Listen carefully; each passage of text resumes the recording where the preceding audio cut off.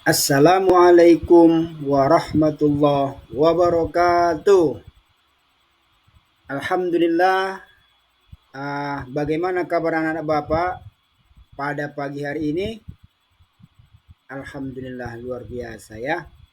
Nah, anak-anak Bapak yang soleh dan soleha, hari ini sebelum kita memulai kembali pembelajaran kita pendidikan agama Islam di semester 1 tahun pelajaran 2021-2022, maka mari kita berserah diri kepada Allah Subhanahu wa taala dengan membacakan doa bersama-sama.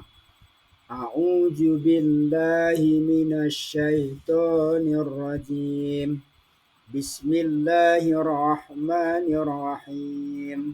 Raditu billahi rabba wa bil islami dina wa bi Muhammadin nabiyyan wa rasula. Rabbil zidni ilman warzuqni fahma. Amin ya rabbal alamin. Alhamdulillah, anak-anak Bapak yang soleh dan soleha, pada pertemuan kali ini kita sudah masuk pada pelajaran yang kedua, yaitu mengenal nama Allah dan kitab-kitabnya. Nah, sebelum kita masuk pada pembahasan ini, Bapak ingin mengecek kehadiran dulu. Ya, siapa di antara teman-teman kita yang tidak hadir hari ini di kelas 5? Ayo. Oh, ada 2 orang ya. Nah, kenapa ini? Sakit. Ya, mudah-mudahan segera diberikan Allah kesehatan. Anak-anak Bapak yang soleh dan soleha, sebelum kita lanjutkan, Bapak ingin mengingatkan kita dulu semua tentang pelajaran kita terdahulu ya, yaitu tentang nama Allah dan kitabnya. Nah, jadi Allah itu memiliki nama-nama itu sebanyak 99. Nah, di antara anak Bapak, apakah ada yang masih ingat nama-nama Allah itu disebut dengan apa? Ya, Asmaul Husna, yaitu yang artinya nama-nama Allah yang baik dan indah. Ya. Nah, mari kita perhatikan anak-anak Bapak supaya pembelajaran kita hari ini bermakna dan bisa kita pahami dengan baik. Nah, Allah sebagai Tuhan yang Maha Esa adalah sumber kebaikan bagi manusia. Dengan kekuasaan Allah, manusia hidup dan mati. Jadi Allah yang menghidupkan, Allah yang mematikan. Semua kehidupan kita hanya bersumber dari Allah, Zat yang Maha Esa. Semua yang terjadi merupakan bukti dari kekuasaan Allah. Kita wajib mengimaninya dalam hati dan mengamalkannya dalam perbuatan kita sehari-hari. Nah, Allah Ta'ala adalah Tuhan semesta alam yang telah menciptakan langit dan bumi serta semua isinya. Allah Subhanahu wa Ta'ala memiliki nama-nama yang baik yang disebut dengan ya Asmaul Husna, seperti yang telah kita bacakan tadi. Ya, selanjutnya materi yang akan Bapak sampaikan yaitu yang pertama adalah mengenal Allah Subhanahu wa Ta'ala. Kemudian yang kedua, mengenal kitab-kitab Allah Subhanahu wa Ta'ala. Dan yang ketiga adalah kitab Allah membawa ajaran yang terpuji. Nah, kita mulai dari bagian yang pertama atau bagian A, mengenal Allah Subhanahu wa Ta'ala. Ya, kita mulai pelajaran kita dengan Asmaul Husna Al-Mumit. Nah, Al-Mumit artinya adalah Allah Maha Mematikan, ya.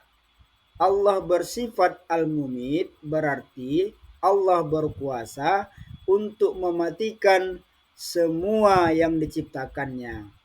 Kematian setiap makhluk adalah semata-mata kehendak Allah Subhanahu wa taala. Jadi Allah yang menentukan hidup dan matinya seseorang. Al-Mumit menunjukkan kekuasaan dan kehendak Allah terhadap kita makhluknya.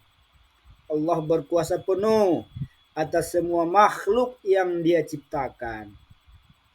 Tidak ada satu kekuatan pun yang dapat menandingi kekuasaan Allah. Segala yang hidup di dunia ini akan mengalami yang namanya kematian. Kullu nafsin dha'iqatul maut. Setiap yang bernyawa pasti akan merasakan kematian. Semua terjadi karena Allah memiliki Asmaul Husna Al-Mumit, yang artinya Allah Maha Mematikan. Nah, anak-anak Bapak semuanya, coba kita lihat di sekitar kita. Barangkali kita mendengar berita tentang kematian seseorang, tetangga, kerabat, handai taulan. Nah, tiba-tiba meninggal dunia padahal kemarin masih sehat. Ada bayi yang baru lahir meninggal dunia. Ada juga yang meninggal sudah berusia lanjut atau sudah tua.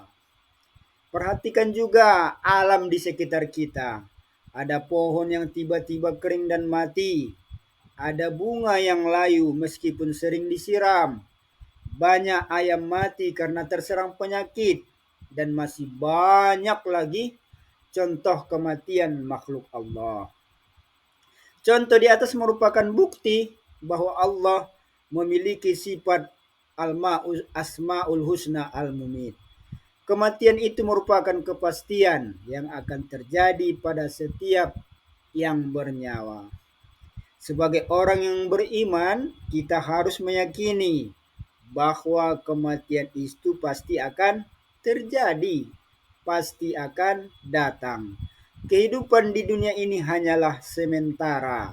Setiap muslim harus mengisi kehidupannya untuk beribadah dan berbuat kebaikan selama hidup. Oleh karena itu, mari sama-sama kita banyak berbuat kebaikan dengan melaksanakan perintah Allah dan menjauhi larangannya. Nah, anak-anak Bapak, sudah paham kan Al-Mumit tadi? Ya, selanjutnya kita masuk kepada Asmaul Husna Al-Hayyu, artinya Maha Hidup. Allah memiliki sifat Al-Hayyu, berarti Allah Maha Hidup. Kehidupan Allah kekal dan tidak akan pernah berakhir, ya. Hal ini berbeda dengan kehidupan makhluknya yang pasti berakhir. Allah lah yang menghidupkan makhluk di dunia ini. Tidak mungkin kehidupan Allah berakhir karena Allah yang mengurus kehidupan di alam semesta ini. Perhatikan pengertian siang dan malam, pergantian siang dan malam, atau bagaimana matahari dan bulan bergantian terbit dan terbenam. Peristiwa itu terjadi setiap hari, tidak pernah berubah, dan selalu terjadi sesuai dengan waktunya, tepat waktu. Tidak pernah tertukar peredaran antara matahari dan bulan. Semua berjalan sesuai dengan ketentuan masing-masing. Nah, selanjutnya yang ketiga, anak-anak Bapak, Asmaul Husna Al-Qayyum, yang artinya berdiri sendiri. Allah bersifat qayyum berarti Allah adalah zat yang maha mandiri, tidak bergantung kepada makhluknya. Kemandirian Allah merupakan wujud keagungan dan kekuasaannya. Kehendak Allah dapat terwujud dengan sendirinya tanpa dipengaruhi oleh makhluknya. Allah menciptakan sesuatu sendiri, mengatur sendiri, serta menghidupkan dan mematikan sendiri tanpa campur tangan dari makhluknya. Nah, yang keempat, Asmaul Husna Al-Ahad. yang artinya Maha Esa. Allah memiliki Asmaul Husna Al-Ahad, berarti Allah itu Tuhan yang Maha Tunggal. Hanya ada satu Tuhan di alam ini, dialah Allah Subhanahu wa Ta'ala. Berarti tidak ada Tuhan selain Allah. Nah, tahukah kamu, anak-anak Bapak semuanya, bagaimana peredaran sistem tata surya kita ini? Matahari menjadi pusat peredaran planet. Bumi beredar mengelilingi matahari sehinggalah terjadi siang dan malam. Semua teratur. Keteraturan sistem ini tidak terjadi dengan sendirinya, tetapi ada yang mengatur. Pengatur sistem tata surya pasti lebih hebat dan lebih kuat daripada planet. Dialah Allah yang Maha Tunggal, yang Maha menguasai menciptakan hukum di alam ini. Nah, mungkin yang tadi anak-anak Bapak sudah memahami semua. Kita lanjut pada bagian yang B, mengenal kitab-kitab Allah. Pengertian kitab Allah adalah berasal dari bahasa Arab yang artinya buku. Nah, kitab Allah berarti buku Allah, yaitu buku yang berasal atau bersumber dari wahyu Allah. Dinamakan kitab karena bentuknya seperti buku, berupa lembaran-lembaran yang di dalamnya tertulis ajaran-ajaran yang diwahyukan Allah kepada Rasulnya, karena berasal dari wahyu Allah sehingga dinamakan kitab suci.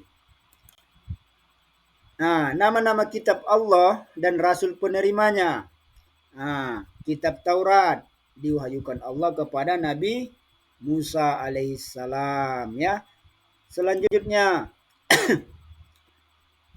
di dalam kitab ini telah banyak larangan-larangan yang diperintahkan Allah kepada umatnya Nabi Musa pada saat itu.